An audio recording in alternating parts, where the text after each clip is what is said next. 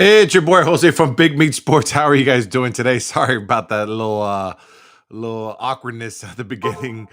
Still trying to get this the my keypad was a little sensitive today, so that's why I got a little mix up there. But I just want to thank you guys for tuning in. Please don't forget to like and subscribe to the page. I know if you're looking on us on YouTube or any of our live streams, kind of looking scruffy, but I've been on PTO for almost 2 weeks now. And yeah, haven't been really shaving that much. And actually going to go get a haircut later on today. So saved it for my barber to cut me up. But let's talk about some football. And we're going to talk about some Dallas Cowboys. Not so much the Miami Dolphins because the Miami Dolphins had a bye week. But let's talk about the Dallas Cowboys. And look, and it was just cruise control. What can I say? The Giants are not really they're rebuild mode.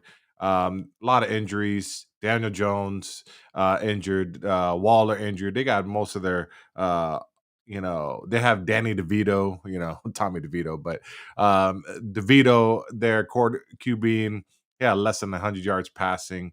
He was just put in a bad spot throughout the game to start the game on your own, like what 1 yard line, and to ask him to get out of that. I think that's a hard thing for a young man to overcome, and especially with our defense and how they just feed off of that. But yeah, Dallas just destroyed the Giants. Giants got two touchdowns, one of them late, but it is what it is. We just destroyed destroyed them. Dak, I mean, he's on fire right now. Threw over 400 yards.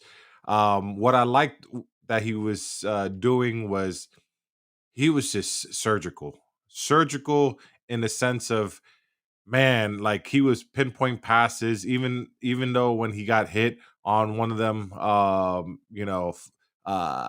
forgot this guy's name for the Giants, but falling away, throwing it to CeeDee Lamb, getting hit and throwing it to Cooks on a crosser. He was just on point. Now, this is a Dak that I want to continue to see. I don't want to see it versus bad teams. I just want to see it versus good teams. And he played like this versus the Eagles. I think he can continue to play like this, but I just don't want it to be just now. I want him to stay hot and stay hot for the playoffs. But what I did like that I saw was the running game started to get a little bit some traction. But I do think that there's a lot to work on this running game. I do think that the Dallas Cowboys need to give Rico Dowdle a little bit more touches. Give him 12 to 15 touches. Give him the same treatment that Tony Pollard was getting last year, where you have to get him involved in the offense. Because if you see Rico Dowdle, he is playing free. I think with Pollard, it's just some indecisiveness. You can see that there's holes that he did hit last year, but he's not seeing the exact same thing that he once did. So give Rico Dowdle some touches. They both complement each other very well. Um, but this defense, I mean, this run offense, Tony Pollard, Dowdle, they showed up a little bit It won't show up that much in the stat line because the stat line is just going to go off of Dak Prescott's day over 400 yards passing. But I do think that coming up versus the Carolina Panthers, which the Carolina Panthers are not that good stopping the run. I do think this is a time where you try to you try to get that running game back to what it was, because you're going to need the running game in the playoffs. You can't just ask Dak to drop back 40 times and hopefully he can be as surgical as he has been as of late, because how many times are you going to get that? How many times are you going to get that 400 yards passing from Dak Prescott? So it's easier on Dak Prescott when the running game is working. I think it's easier for every quarterback when the running game is working. So let's get back to running the ball and running efficiently. So get Rico Dowdle involved. Tony Pollard, I'm hoping he just, something clicks and he's just ready for the postseason, because that's my only that's my only issue. Um, is because it's sometimes you see it's Tony Pollard not hitting the hole as aggressively, or seeing the hole as we see it and on all 22, or if you're watching the game live. But it's just, I think there's kind of like some pressure right now. And also with the offensive line, the cohesionness and the blocking hasn't been there all that much this year, but I feel like it's getting back to the standard. I will say the offensive line totally redeemed himself. Terrence Steele totally redeemed yourself. I think Dak was probably sacked once or twice, if that.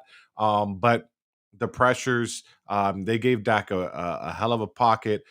Terrence Steele was just a better a version of himself. I think he put that Eagles game in the past, and I do think that he was setting his anchor and not getting run over, just trusting in his techniques and Tyron Smith. Look, he's I they talk about not practicing Tyron throughout the week and see what happens. And if we get the results that we got the results from the Eagles game and the Giants game, shit, you might I might be on the board of just sitting Tyron the all practice week and then get him ready for game day, because with him, Tyler Smith on that left side, it solidifies that left side. The only issues that we're still having is Biotish as our center and Terrence Steele as our right tackle. Zach Martin is going to be his All Pro self, even though I think he's been hampered with some injuries and it's not as crisp as we like it to be. But I do feel like this offensive line is getting a little bit better, a little bit better. Keeps on getting, every week we're getting a little bit better. So I'm liking what I'm seeing. But my question, and I'm gonna post this on Instagram. And I know sometimes, and you guys can comment whenever you want to. My question is, did Gallup save his job? Gallup got, two receptions over 70 yards and a TD. I wonder if Dak was doing that on purpose. I wonder if Dak tried to get him involved and try to throw him that ball and get him that TD, because with Gallup has been the weak link in the wide receiver group, if we want to be quite frank, with drops, not that much separation.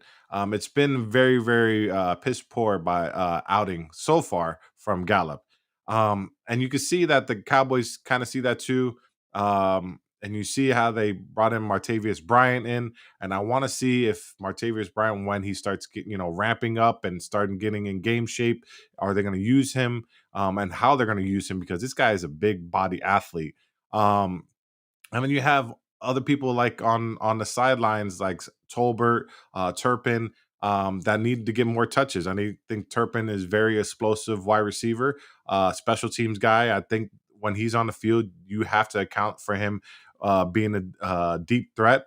But just all the gadget plays that you have with Tolbert, with Turpin, and also Tolbert, he's been playing lights out also. So I don't know.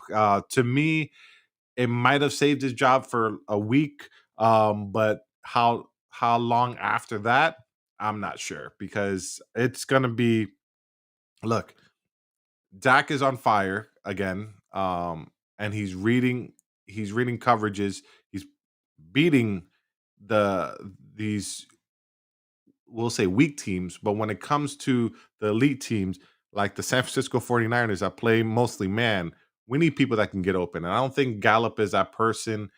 He hasn't been 100%. I don't think that ACL kind of like really hurt him. So we need the big gadget plays with Turpin, and having Tolbert out there and having just a big body as Martavius Bryant. Just throw him the ball and see what he can do. So I don't know. I think it's I think Gallup's days are numbered. But look, Dak has been finding everybody.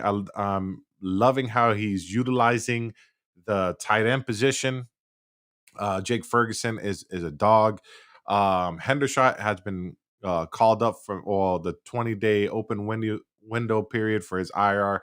But when you look at Hendershot, I think that you know we just have so many tight ends. Now he might make the squad because of special teams and so on and so forth. But I do think there might be an opening for him. But it's I literally forgot that he was on the team because of out of sight, out of mind. That injury, him being injured. Luke Schoonamaker doing what he's been doing. Blocking and so on and so forth, and Sean McEwen, he's been solid as a third tight end. So he's not going to take reps away from Jake Ferguson because Jake Ferguson is that dog. So where does Hendershot land in this team? Does he make the roster or what? Um, but it's I'm telling you, this team is making it's getting me excited. Again, I'm not going to just overthink it. I'm been a Cowboy fan for 20 plus years. I've been disappointed a bunch of times, but I do like where this team is trending in the right direction. Even though the Eagles game was a loss, I do like how the offense was scoring points. They could have scored more points. The defense just needed to step up a little bit, but I think it was a good response from the defense last week, even though we're playing the Giants.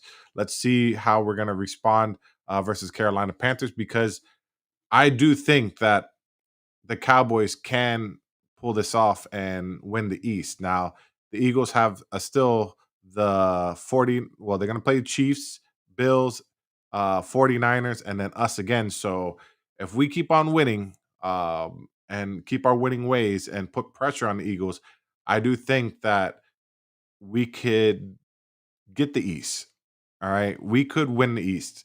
Um, I know that the back half of our schedule is not so much enticing, but I do think those home games and playing some of those opponents at home are gonna benefit us. But I do think that it's looking good for the Cowboys. And then you just got to go with history. I don't remember what was it, the early 2000s when the last time NFC East repeated as champions. So you just got to go with history on that one. Um, but that's all I got today. I thank you guys for tuning in. It was gonna be a quick podcast because look, it was not that much to talk about. It was a blowout for the Giants. I know that you see the stuff in the background. Yes, again, still I'm waiting for my pipes to be redone.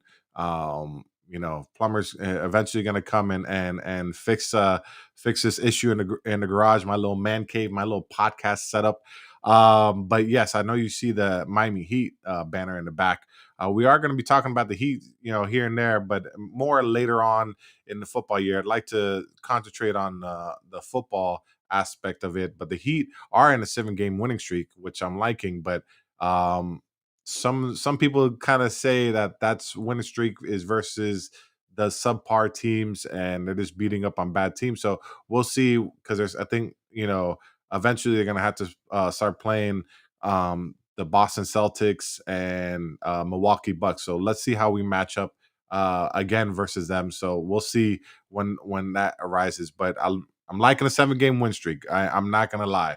It's just it sucks that sometimes you like the win streak, but Do you think Pat Riley is really uh looking for somebody else to enhance his team? Because I feel like sometimes when you go on his win streaks and you're doing well, you don't, you know, upper management looks at the team and says, well, we're doing good. We're winning.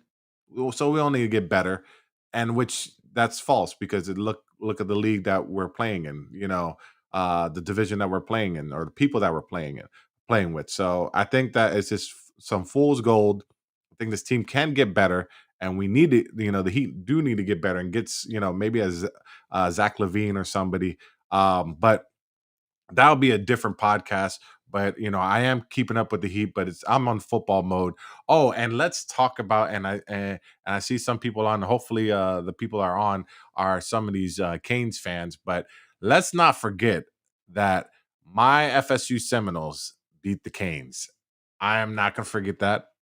You know, yes, it should have been a blowout, and it would have been a blowout if that safety did not, misplay that one deep threat. But yes, my Seminoles won. That is 3 in a row for the FSU Seminoles. So, kudos to us. Canes, look, they're having something going. So maybe they can squeak it out next year because I want to see how this FSU team one finish off the year, two go into playoffs. Hopefully, we can get that playoffs. I know a lot of people are bashing the ACC and the competition, but I do think FSU, if they finish out the year with 0 losses, I do think that they should be in the playoffs. Let's see how they do in the playoffs. And then after the playoffs, let's see what this team looks like next year. But the Seminoles are looking good. And I didn't realize when I, on Twitter or on social media, how many Dallas Cowboys and FSU Seminole fans there are. Like there's an astonishing amount of fans that are just like me, Cowboys and Seminoles fans. I didn't really know that, but it was but seeing it here and there, I'm like, man, there's a lot of people like me, and my neighbor too. Actually, my neighbor is a Cowboys Seminoles fan. The only thing that's hindering him of being the perfect neighbor and the perfect buddy is he's a New York Knicks fan and I'm a Heat fan, so that's the only bad thing. But not everybody's perfect. So, hey, look, I want to thank you guys for tuning in for Big Meat Sport Podcast. Don't forget to like and subscribe to the page. I appreciate you guys, and we'll catch you on the next episode.